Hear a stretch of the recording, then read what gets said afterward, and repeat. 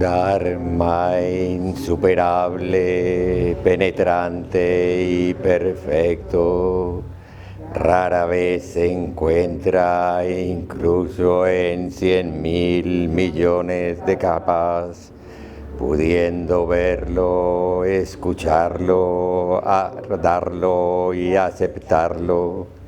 Hago el voto de probar la verdad de las palabras del Tathagata.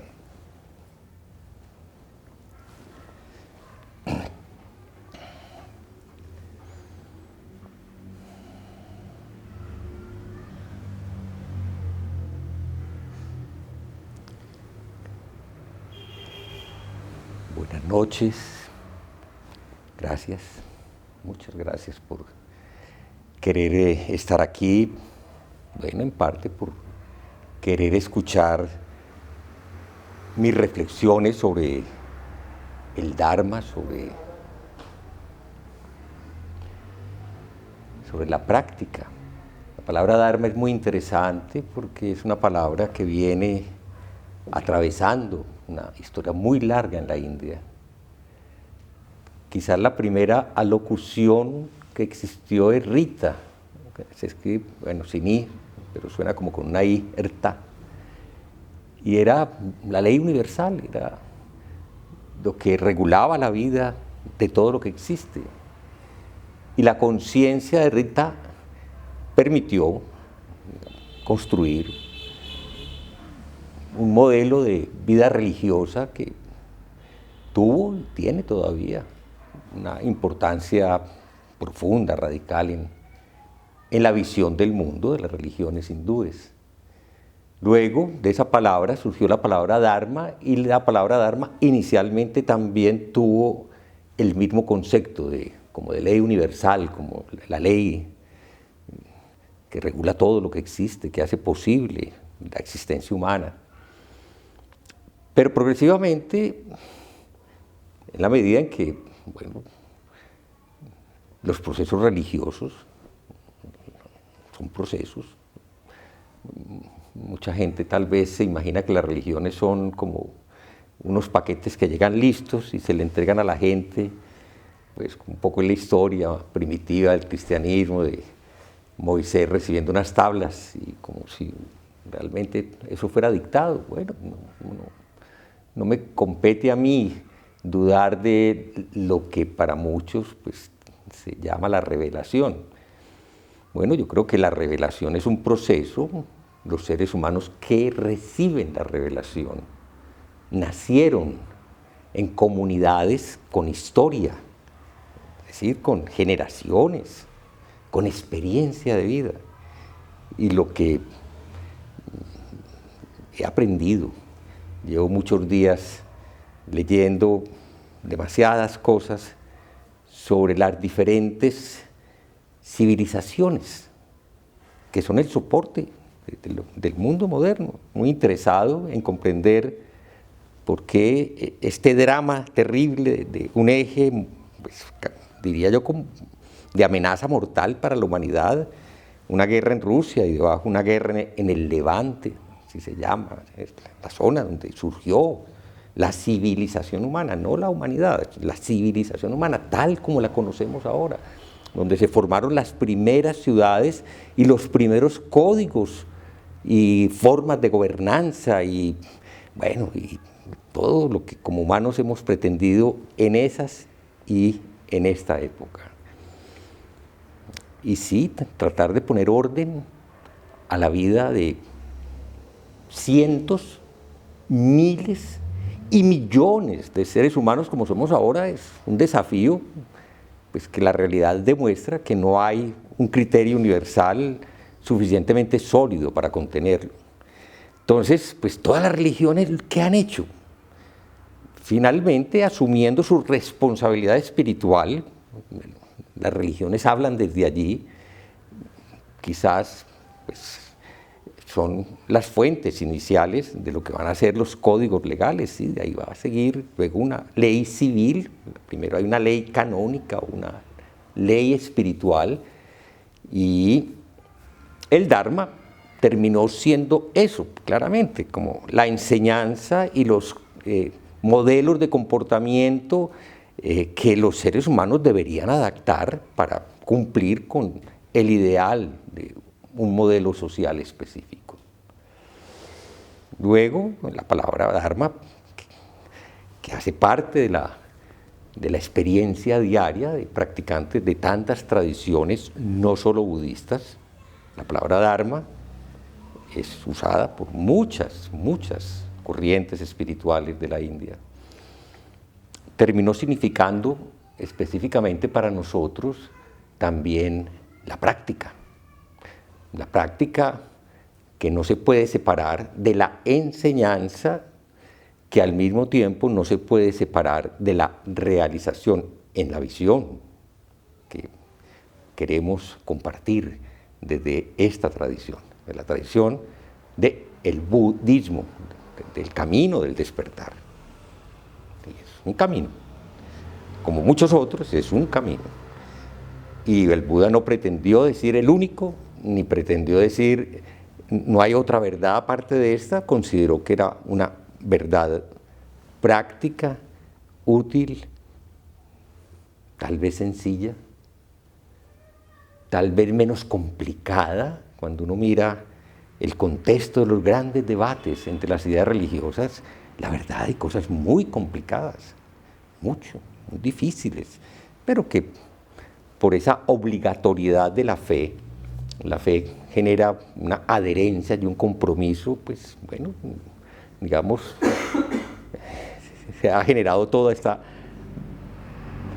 Babel espiritual que todavía existe.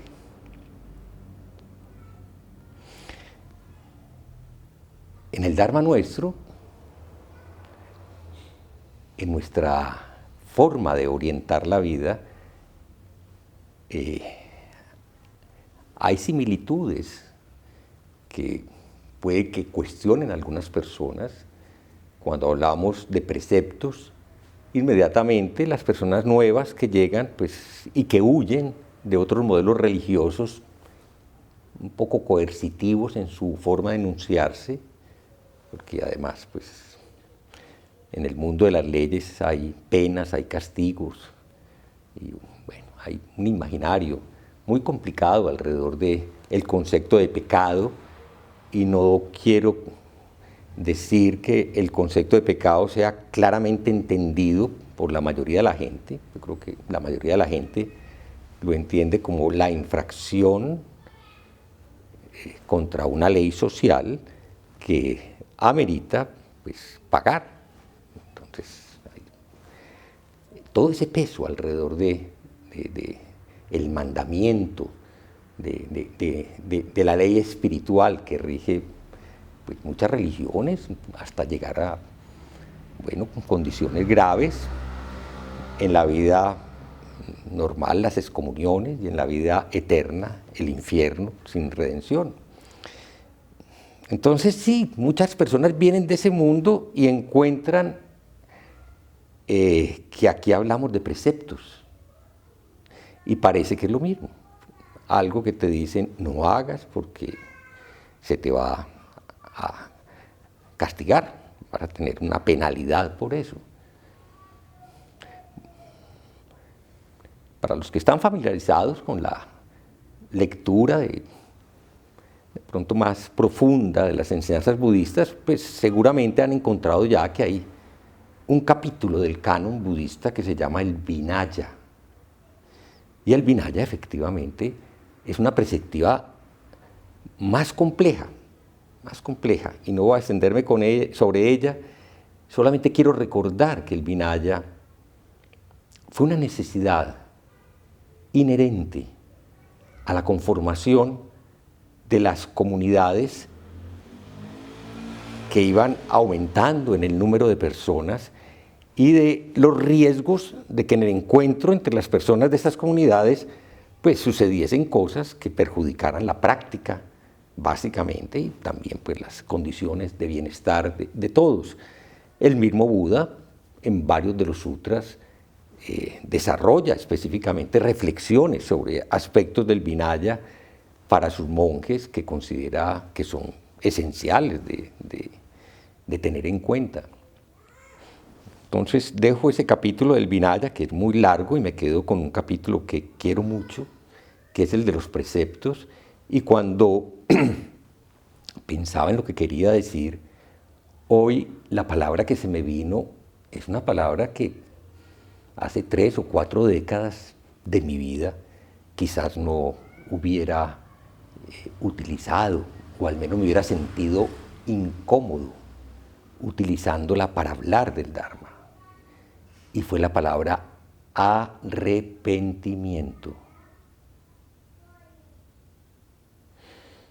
Y efectivamente, pues sentí que tenía que hablar del arrepentimiento, y en este momento de mi vida digo, y qué importante es para todos los seres humanos, independiente de sus credos o de sus filiaciones espirituales o religiosas, considerar que el arrepentimiento es un estado mental y emocional importantísimo en los procesos de transformación.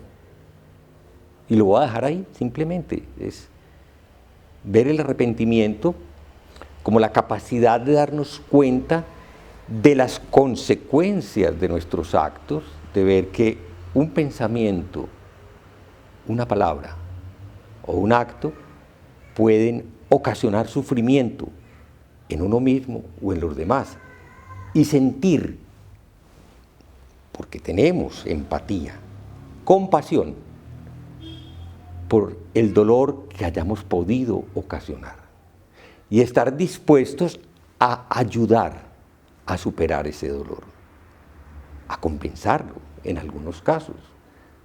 Muchas personas que practican con nosotros vienen del mundo complejo de las adicciones, y quienes realmente han tenido adicciones saben lo fácil que es hacer acciones terriblemente dañinas para uno mismo y para los otros. Y ellos saben perfectamente que en el proceso de la recuperación debe haber un sincero arrepentimiento que lleva a plantearse una necesaria compensación. Los que han seguido pues, la gran escuela, la bella escuela de los 12 pasos de Alcohólicos Anónimos, saben que eso reconstruye moralmente a la persona que ha vivido una experiencia infernal. Yo creo que el problema no es que haya una sustancia que se consuma, sino el estado espiritual y mental que producen las adicciones.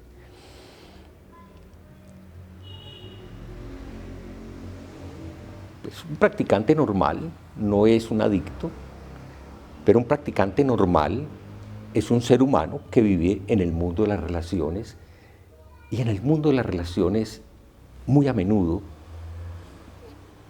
incurrimos en acciones a través de la palabra, a través del pensamiento y a través de la acción. Para el budismo no hay mucha diferencia en el efecto que producen una u otra manera de hacerlo.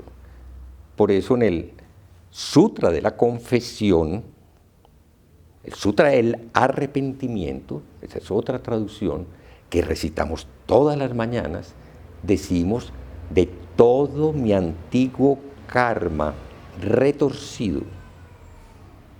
Es decir, todo eso con que nos hemos liado, enredado, confundido, angustiado, algo que nos atrapa, que no nos deja estar tranquilos, que no nos deja estar en paz, surgido de la ambición, de la codicia, de las ansias, de la rabia y de la ignorancia, producido a través del pensamiento, la palabra y el cuerpo. Algunas versiones, no la que recitamos nosotros, dicen: me arrepiento ahora, lo reconozco, soy consciente de que yo hago parte de esa fuerza que causa tanta angustia, tanta preocupación, que conduce a estados mentales infernales, donde uno posiblemente conoce un poquito, pero otras personas conocen una densidad terrible, asfixiante. Entonces me parece muy importante, quiero recordar eso, que en la práctica de los preceptos, el camino del Bodhisattva es el camino de los preceptos, y solo quienes realmente lo están entendiendo se pueden llamar a sí mismos seguidores de la vida del Bodhisattva.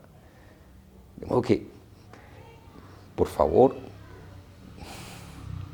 abran espacio al arrepentimiento.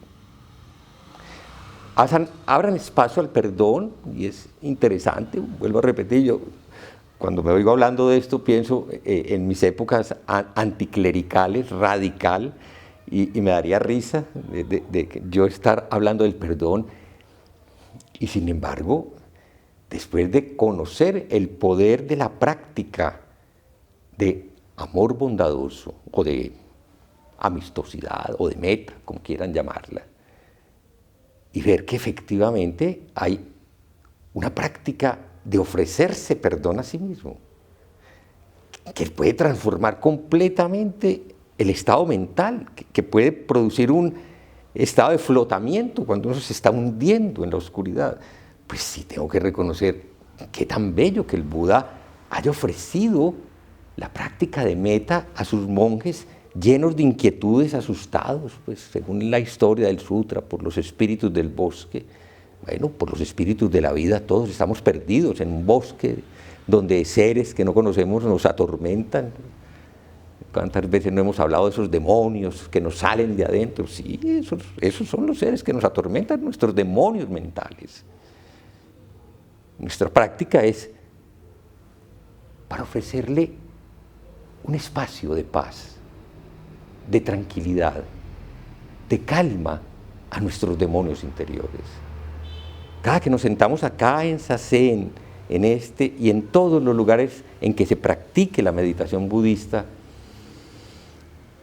lo que traemos es la conciencia de estar aquí en nosotros con todo lo que somos, es decir, con todo lo que hemos sido, y ofrecerle un espacio consciente de que somos actores de cosas que causaron sufrimiento, a un lugar donde pueda aparecer el arrepentimiento y el perdón. Y si es posible, la reparación. Ya lo he dicho varias veces, sí, los tratados de paz incluyen todo esto, y cuando uno estudia las metodologías de resolución de conflictos, si no hay la capacidad de reconocer fui culpable y ser capaz de decírselo al otro, y de pedir perdón, y de aceptar que incluso el otro siga tan dolido que no lo pueda ni siquiera ofrecer en ese momento, y estar dispuesto a la reparación. Eso es pura teoría de solución de conflictos, pero qué bonito saber que en esta práctica y en la transformación que cada uno de nosotros puede conducir en su vida, eso debería estar regularmente presente, porque de una cosa sí soy consciente desde que estoy orientando gente en la práctica, es que aquí nos juntamos personas que tenemos historias muy complicadas, que somos víctimas y victimarios de muchas situaciones de sufrimiento, y que tenemos que ser conscientes de que estamos resolviendo conflictos del alma muy profundos. Y por eso muchas de las personas que llegan acá, pues sí, no están bien, y no van a estar bien por un tiempo largo, hasta que toda esa oscuridad de sus almas, toda esa oscuridad de nuestras almas, finalmente se aposente, se suavice y se ilumine. Bueno, eso es lo que quería decir sobre el arrepentimiento. Considero una palabra con mucho valor, y desde ya para mí con mucho prestigio. Muchas gracias. Que nuestra intención se extienda por igual a toda ser y lugar, con el verdadero mérito del sendero del Buda, Los seres son innumerables, hago el voto de salvarlos. Las ilusiones son inextinguibles, hago el voto de terminarlas. Las puertas del Dharma son infinitas, hago el voto de atravesarlas. El camino del Buda es inmejorable, hago el voto de realizarlo.